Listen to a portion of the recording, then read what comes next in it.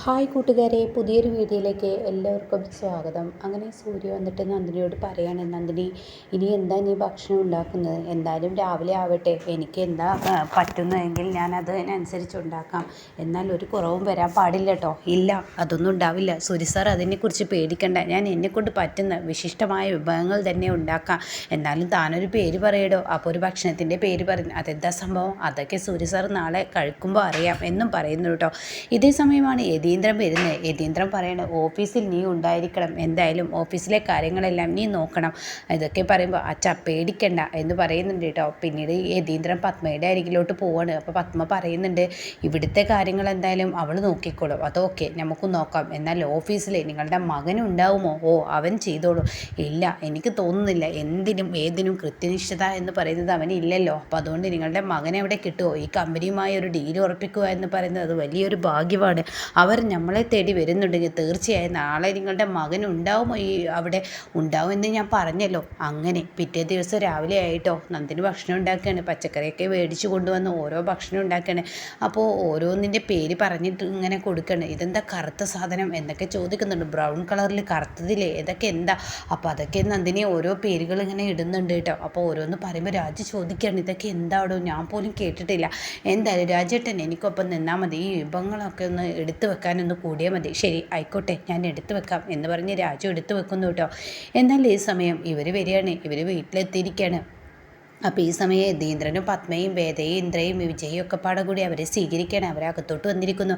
അങ്ങനെ അകത്ത് വന്നവർക്ക് വേണ്ട സ്വീകരണമൊക്കെ കൊടുക്കണം കേട്ടോ. അങ്ങനെ എന്താണ് നിങ്ങളെവിടെയാണ് എന്നൊക്കെ ചോദിക്കുമ്പോൾ അവരവരുടെ നാട് പറയാണ് കേട്ടോ. പിന്നീട് പത്മയോട് ചോദിക്കുന്നുണ്ട്, നിങ്ങൾ ഈ നാട്ടുകാരാണോ, ഈ ടൗണിലായത് എങ്ങനെയെന്നൊക്കെ ചോദിക്കുമ്പോൾ പത്മ പറയുന്നത്, എൻ്റെ നാടുണ്ട്, അവിടെ തോട്ടവും കാര്യങ്ങളൊക്കെ ഞങ്ങൾ നോക്കാൻ ഒരാളെ ഏൽപ്പിച്ചിരിക്കുകയാണ്. അപ്പോൾ യതീന്ദ്രൻ പറയുന്നുണ്ട്, ഞാൻ വേറെ നാട്ടിലാണെന്ന് പറഞ്ഞിട്ട് യതീന്ദ്രന് പരിചയപ്പെടുത്തുന്നുണ്ട് കേട്ടോ.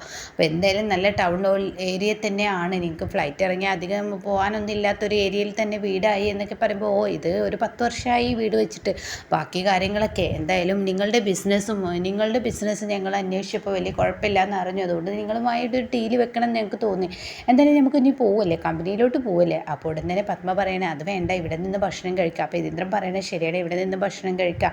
അപ്പോൾ ഉടൻ തന്നെ പത്മ പറയുന്നുണ്ട്, ഞങ്ങൾ പോകും വഴി ഭക്ഷണം ഏർപ്പാട് ചെയ്യാമെന്നാണ് വിചാരിച്ചത്. അപ്പോൾ യതീന്ദ്രൻ പറയണേ, വീട്ടിൽ നിന്നും കഴിക്കാമെന്ന് കരുതിയിട്ടാണ് ഇവിടെ നിന്ന് കഴിക്കാൻ ഭക്ഷണം രാജു റെഡി ആയിക്കണോ എന്ന് അപ്പോഴേക്കും പത്മ ചോദിക്കുകയാണ്. അപ്പോഴേക്കും നന്ദിനിയാണെങ്കിലും എല്ലാം ടേബിളിൽ ഇങ്ങനെ കൊണ്ടുവന്ന് വെച്ചിരിക്കുകയാണ്. ചട്ടിയിൽ അതുപോലെ മൺപാത്രത്തിലൊക്കെയാണ് ഓരോന്ന് കൊണ്ടുവന്ന് വെക്കുന്നത് കേട്ടോ. അങ്ങനെ ഇവർ ഭക്ഷണം കഴിക്കാൻ ഇരിക്കുകയാണ്. അപ്പോൾ പത്മയാണെങ്കിൽ നന്ദിനിക്ക് മുന്നിൽ ആദ്യമായി മുട്ടുകുത്തുന്ന ആ ഒരു അവസ്ഥയാണ് പത്മക്ക് വരുന്നത് കേട്ടോ. അങ്ങനെ ഈ സമയം പത്മ അവിടെ ഇരിക്കുന്നു. പത്മ നന്ദിനിയുടെ ആ ഇല ഉണ്ടല്ലോ, അതിലേക്ക് സ്വീകരിക്കുകയാണ്. കാരണം അങ്ങനെയല്ല, അത് നിവൃത്തിയില്ല. തൻ്റെ അഹങ്കാരഭാവം അമ്മായിമ്മ പോലും ഇവിടെ കാണിക്കാൻ പറ്റത്തില്ലല്ലോ. അതുകൊണ്ട് അതെല്ലാം സഹിച്ചും ക്ഷമിച്ചും മിണ്ടാതെ നിന്ന് പത്മ നന്ദിനി തരുന്ന ഇലകളൊക്കെ വാങ്ങിക്കുകയാണ് കേട്ടോ. പിന്നീട് നന്ദിനി ഓരോരുത്തർക്കും ഓരോ വിഭവങ്ങൾ ഇട്ട് കൊടുക്കുകയാണ്. ആദ്യം തന്നെ ഒരു ബോൾ പോലത്തെ ഒരു സാധനം ഇട്ട് കൊടുക്കുന്നുണ്ട്. പിന്നീട് ഒരു ബ്രൗൺ കളറിൽ, പിന്നീട് കേസരി, പച്ചടി, കിച്ചടി, അങ്ങനെ ഓരോ വിഭവങ്ങൾ ഇട്ട് കൊടുക്കണം കേട്ടോ. പക്ഷേ ഇന്നേ വരെ കഴിക്കാത്ത അങ്ങനത്തെ കളറിലും അങ്ങനത്തെ രുചിയിലുമുള്ള ഭക്ഷണങ്ങളാണ് വിളമ്പി വെച്ചിരിക്കുന്നത്. അപ്പോൾ ചോറാണെങ്കിലും വേറൊരു തരം ചോറ് ഇന്നേ വരെ കണ്ടിട്ടില്ല അവർ. അപ്പോൾ അങ്ങനെയുള്ളതൊക്കെ കേട്ടോ. അങ്ങനെ അവർ കഴിച്ചിട്ടില്ല. അവർ ചോദിക്കണേ, എന്താണ് ഈ ബോള് പോലെ, ഇതെന്താ സംഭവം? അപ്പം നന്ദിനി അതിൻ്റെ പേര് പറഞ്ഞു കൊടുക്കുന്നുണ്ട്. അത് റീമേക്ക് ആയതുകൊണ്ട് തന്നെ അവിടെയുള്ള വിഭവം ആയിരിക്കില്ല എന്തായാലും ഇവിടെ ചില വ്യത്യാസങ്ങൾ ഉണ്ടാവും കേട്ടോ. അങ്ങനെ ഈ സമയം നന്ദിനി ആ വിഭവത്തിൻ്റെ പേര് പറഞ്ഞു കൊടുക്കണം. അപ്പോൾ അയാൾ പറയണം, ഒന്ന് രുചിച്ച് ഒരു നുള്ളു നോക്കിയിട്ടുള്ളൂ. അപ്പോഴേക്കും അയാൾ പറയാം, അപാര രുചി, അപാര മണം, ഇത് തന്നെ ഞങ്ങളുടെ മൂക്കിലോട്ട് തള്ളുന്നു. പിന്നെ ഈ അരി ഏതാ? അപ്പം നന്ദിനി പറയാണ്, ഇത് അങ്ങനെ പെട്ടെന്നൊന്നും ആരും മാർക്കറ്റിൽ നിന്നും വാങ്ങാത്തൊരു അരിയാണ്. പക്ഷേ ഇതുകൊണ്ട് ചോറ് വെച്ചാൽ വല്ലാത്തൊരു രുചിയാണ്, ഇത് കഴിക്കേണ്ട അരി. അപ്പോൾ അവർ ചോദിക്കുകയാണ്, ഇത് സത്യത്തിൽ ഇത് ഞങ്ങൾ ഇന്നേ വരെ കഴിച്ചിട്ടില്ല, ഹോട്ടലുകളിൽ പോയാലും ഞങ്ങളിത് കഴിച്ചിട്ടില്ല. അപ്പോഴേക്കും പത്മക്ക് ദേഷ്യം പിടിക്കുകയാണ്. പത്മക്കാണെങ്കിൽ ഇവിടെ ശരിക്കും ബിസിനസ് കാര്യത്തിന് വന്നിട്ട് വേലക്കാരിയുടെ കാര്യങ്ങളാണല്ലോ പറയുന്നത്. അപ്പോഴേക്കും ഇന്ദ്രജയും വേദ ഇവിടെ ഓവറായി സംസാരിക്കുന്നുണ്ടല്ലോ. അപ്പോഴേക്കും പത്മ പറയണേ, നിങ്ങളെന്തായാലും കൊണ്ടുവന്ന ഭക്ഷണം കഴിച്ചോളൂ. അവൾ അങ്ങനെയൊക്കെ സംസാരിക്കും. അത് കേട്ട ഉടനെ അവർ പറയും, അയ്യോ നിർത്ത്, നിങ്ങൾ ഈ പറയുന്നത് തെറ്റാണ് എന്ന് പത്മയോട് പറഞ്ഞിട്ട്, കുട്ടി എന്തൊക്കെ അരിയുടെ പേരാ പറഞ്ഞത്? അങ്ങനെ നന്ദിനി പറയണ, ഒരു 1000-1100 അരികളുണ്ട്, ഓരോന്നിനും ഓരോ പേരുകളുണ്ട്. 2, 5, 10 വർഷമൊക്കെ മുന്നേ ആ അരികളൊക്കെ ഉണ്ടായിരുന്നു. പക്ഷേ ഇന്നത്തെ കാലത്തിനനുസരിച്ച് അതൊന്നും ഒന്നും ഇല്ലാതായിപ്പോയി, മാർക്കറ്റിലോട്ട് ഇറങ്ങാതായിപ്പോയി, അങ്ങനെയുള്ളതാണെന്നൊക്കെ പറഞ്ഞ് നന്ദിനി ആ അരിയുടെ കാര്യങ്ങളൊക്കെ പറയട്ടോ. അപ്പോൾ ഡീറ്റെയിൽസും കാര്യങ്ങളൊക്കെ നന്ദിനി ഓവറായി സംസാരിക്കുന്നത് കാണുമ്പോൾ പത്മക്ക് ഇവളിവിടെ ഓവറായി സംസാരിക്കുന്നു, മനുഷ്യൻ്റെ ഒരിത്. അപ്പോൾ ഉടൻ തന്നെ സാറ് കഴിക്കൂ ഭക്ഷണം, അയ്യോ നിങ്ങളൊന്നും മിണ്ടാതിരിക്കും, നന്ദിനി ഈ കുട്ടി പറയുന്നതൊക്കെ കേൾക്കട്ടെ എന്ന് പറഞ്ഞിട്ട് നന്ദിനിയുടെ ഓരോ വാക്കുകളും ഇവരിങ്ങനെ ചെവിയോർക്കുകയാണ്. നന്ദിനി ഭക്ഷണത്തിനെ കുറിച്ച് പറയുന്നതും അരിയെക്കുറിച്ച് പറയുന്നതും ഓരോ വിഭവങ്ങളെക്കുറിച്ച് പറയുന്നതും ഒക്കെ പറയുന്നത് കേൾക്കുമ്പോൾ അവർക്ക് വല്ലാത്തൊരു അത്ഭുതം തന്നെ തോന്നുകയാണ്. അവരതെല്ലാം കഴിച്ച് അവർ പറയണേ, ഇന്ന് വരെ ഞങ്ങൾ ഭക്ഷണം ഇതുവരെ ഒരു ഹോട്ടലിലും കഴിച്ചിട്ടില്ല. ഞാൻ ഒരുപാട് രാജ്യങ്ങൾ കറങ്ങുന്ന ഒരാളാണ്, പക്ഷേ ഇന്നേ വരെ ഒരു ഹോട്ടലിലും ഇങ്ങനത്തെ ഒരു ഭക്ഷണം ഞങ്ങൾക്ക് കിട്ടിയിട്ടില്ല.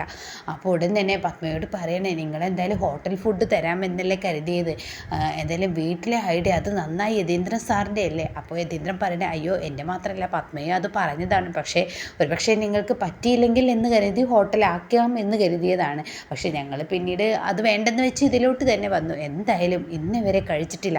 സത്യം പറയുകയാണെങ്കിൽ ഈ ബിസിനസ് കാര്യങ്ങൾ ഈ ഡീൽ ഉറപ്പിക്കാൻ വന്നാൽ ഞാനിപ്പോൾ പറയുന്നു, ഇടയ്ക്കിടയ്ക്ക് നിങ്ങളുടെ അടുത്ത് വന്ന് ഈ ഒരു ഭക്ഷണം കഴിക്കാൻ എനിക്ക് കൊതിയാവുന്നു, ഇനിയും കഴിച്ച് മതിയായില്ല എന്നൊരു തോന്നൽ. അപ്പോൾ നന്ദിനിയോട് പറയണേ, സത്യത്തിൽ ഈ കുട്ടി ഈ വീട്ടിൽ ആരാണ്? അപ്പോഴേക്കും യതീന്ദ്രൻ പറയാൻ ഒരുങ്ങുമ്പോഴേക്കും ഉടൻ തന്നെ അവിടെ പത്മ ഇടപെടാണ്. ഇത് ഞങ്ങളുടെ തോട്ടത്തിൽ പണിയെടുക്കാൻ, എൻ്റെ നാട്ടിലെ തോട്ടത്തിൽ പണിയെടുക്കുന്ന അയാളുടെ മകൾ വേലക്കാരിയായി ഇവിടെ വീട്ടുവേലയ്ക്ക് നിർത്തിയിരിക്കുകയാണെന്ന് പറയാം കേട്ടോ. ഇത് കേൾക്കുന്ന നന്ദിനിക്ക് അത്ര കോട്ടൊന്നും സംഭവിക്കില്ല, പക്ഷേ യതീന്ദ്രന് ഭയങ്കര വിഷമമാണ് കേട്ടോ. അപ്പോൾ അവർ പറയണം, ഞങ്ങൾ ഇടയ്ക്കിടയ്ക്ക് ഈ നാട്ടിലോട്ട് വരും, എന്തായാലും ഈ നാട്ടിലെ ഭക്ഷണം ഈ വീട്ടിലെ ഭക്ഷണം ഒരിക്കലും രുചി മനസ്സിൽ നിന്ന് പോവില്ല. അപ്പോൾ ഞാൻ ഈ ഭാഗത്തോട്ട് വരുമ്പോൾ എന്നും ഇവിടെ കയറും, എനിക്കിങ്ങനെ ഒരു ഭക്ഷണം തയ്യാറാക്കി തരാൻ നിങ്ങൾക്ക് കുഴപ്പമൊന്നുമില്ലല്ലോ. അപ്പോൾ പത്മ പറയും, നിങ്ങളെപ്പോലെയുള്ള വലിയ ആളുകൾ ഞങ്ങളുടെ വീട്ടിലൊക്കെ ഭക്ഷണം കഴിക്കുക എന്ന് പറയുമ്പോൾ ഞങ്ങൾക്ക് എന്താ പറയേണ്ടതെന്നറിയില്ല, അത്രയും അഭിമാനമാണ് തോന്നുന്നത്. എന്തൊക്കെ പറഞ്ഞു വലിയ കത്തിക്കൂട്ടൽ നന്ദിനിയുടെ മുന്നിൽ വെച്ചിട്ട് ഇങ്ങനെ പത്മ പറയുകയാണ്. അപ്പോൾ ചുരുക്കം പറഞ്ഞാൽ ഒരു ബിസിനസ് ഡീൽ ഉറപ്പിക്കാൻ വന്നപ്പോൾ ഭക്ഷണത്തിൻ്റെ ഡീൽ ഉറപ്പിക്കുന്ന അവസ്ഥയിലോട്ടാണ് എത്തുന്നത്. അങ്ങനെ ഈ സമയം അവർ പറയണം, ഇനി നമുക്ക് കമ്പനിയിലോട്ട് പോവാം. അപ്പോൾ ഈ സമയം സൂര്യയാണെങ്കിൽ കമ്പനി ഇവരെ സ്വീകരിക്കാൻ വേണ്ടി നിൽക്കുകയാണ് കേട്ടോ. അപ്പോൾ ഉടൻ തന്നെ കമ്പനിയിൽ ഇങ്ങനെ സ്വീകരിക്കാൻ നിൽക്കുമ്പോൾ സൂര്യക്ക് പെട്ടെന്നൊരു ഫോൺ വരിക. അപ്പോൾ വിവേകിനോട് പറയുകയാണ്, ഞാൻ ഈ ഫോണൊന്ന് അറ്റൻഡ് ചെയ്യട്ടെ, നീ എന്തായാലും വരുന്നവരെ നല്ല രീതിയിൽ സ്വീകരിക്കണം കേട്ടോ, ഞാൻ എന്തായാലും ഇത് അറ്റൻഡ് ചെയ്ത് വരാൻ. ശരി ആയിക്കോട്ടെ, എന്താണ് ഇപ്പോൾ ഇവർക്ക് ഇത്ര പ്രത്യേകത? ഇത് നീ വിചാരിക്കുന്ന ചില്ലറ കമ്പനിയൊന്നുമല്ല, ഇത് വലിയ കമ്പനിയാണ്, ഇവരുമായി ഒരു ഡീൽ ഉറപ്പിക്കാൻ നമുക്ക് പറ്റിയാൽ നമ്മൾ മൊത്തത്തിൽ അറിയപ്പെടും എന്നൊക്കെയുള്ള പറച്ചിലുകളായി കേട്ടോ. അപ്പോഴേക്കും ഇപ്പുറത്ത് വീട്ടിൽ നിന്ന് ഇവരെ ഇറങ്ങാൻ ഒരുങ്ങുകയാണ്. നമുക്കിനി കമ്പനിയിലോട്ട് പോവാല്ലേ? കമ്പനിയിലോട്ട് പോവാം. അപ്പോഴേക്കും പത്മ പറയണേ, ഇത് വരുന്നു ഞാൻ എന്ന് പറയണേ, വിജയ് ഒന്നുങ്ങ് വന്നേ. അങ്ങനെ വിജയ് വിളിക്കണം. വിജയോട് പറയണേ, ഇപ്പോൾ സൈനിങ് അതോറിറ്റി അവൾക്കല്ലേ കൊടുത്തിരിക്കുന്നത്, അതുകൊണ്ട് അവളെ കൊണ്ട് പേപ്പറുകളിൽ ഒപ്പിടിച്ചിട്ട് പെട്ടെന്ന് അങ്ങ് വരാൻ നോക്കിട്ടോ വിജയ്, ഞാനങ്ങ് ഇറങ്ങട്ടെ. ആയിക്കോട്ടെ എന്ന് പറഞ്ഞ് വിജയ് അവിടെ നിൽക്കുകയാണ്. പിന്നീട് പത്മ പോവുകയാണ്. പിന്നീട് ഇവർ ഓഫീസിലെത്തുന്ന ആ ഒരു രംഗമാണ് കേട്ടോ. അപ്പോൾ ഈ ഓഫീസിലെത്തുമ്പോൾ സൂര്യ അവിടെ കാണുന്നില്ല, സൂര്യ ഫോണുമായി പോയതാണ്. പിന്നീട് സൂര്യ എവിടെയെന്ന് അറിയില്ല. അപ്പോഴേക്കും വിവേകും ആനന്ദും മറ്റുള്ളവരെല്ലാവരും കൂടി പൊക്ക കൊടുക്കലും ആരം കൊടുക്കലും അതൊക്കെ പത്മയുടെയും യതീന്ദ്രൻ്റെയും കയ്യിൽ കൊടുക്കലും അവരത് അവരുടെ കഴുത്തിലോട്ടും കയ്യിലോട്ടും വെച്ച് കൊടുക്കലേ ആരോഗ്യമൊക്കെയാണ് കേട്ടോ. എന്നാൽ ഈ സമയം വിജയ് നന്ദിനിയുടെ അടുത്തോട്ട് വരികയാണ്. അതെ നന്ദിനി, ഈ പേപ്പേഴ്സുകളിൽ ഒന്ന് ഒപ്പിടണം. ഉടനെ നന്ദിനി പറയണേ, പറ്റത്തില്ല. അതെന്താ പറ്റായിക? എന്നോട് സൂര്യ സാർ പറഞ്ഞല്ലത്, ഞാൻ ഈ പേപ്പറുകളിൽ ഒപ്പിടില്ല. ഇതെന്തിനാ ഇപ്പം പെട്ടെന്ന്? സൂര്യ സാർ ഇതിനെക്കുറിച്ച് ഒന്നും എന്നോട് പറഞ്ഞിട്ടില്ല, അതുകൊണ്ട് ഒപ്പിടാൻ പറ്റത്തില്ല. അത് കേൾക്കുന്ന വിജയ്, പത്മാമ്മയുടെ പറഞ്ഞ ആര് പറഞ്ഞാലും എനിക്ക് സൂര്യ സാർ പറഞ്ഞതിനനുസരിച്ച് മുന്നോട്ട് നീങ്ങാൻ പറ്റത്തുള്ളൂ എന്ന് നന്ദിനി പറയുന്നു കേട്ടോ. അത് കേൾക്കുന്നതിനോടുകൂടി ആകെ പെട്ടുപോവാണ്. ഇനി നന്ദിനി വേലക്കാരി എന്ന് പറഞ്ഞ നന്ദിനിയെ ഇനി മരുമകൾ എന്ന് പത്മക്ക് പറയേണ്ട ആ അവസ്ഥയിലോട്ട് നിന്ന ആ കിടുക്കൻ സീനാണ് കേട്ടോ നമുക്ക് മുന്നിൽ കാണാനിരിക്കുന്നത്.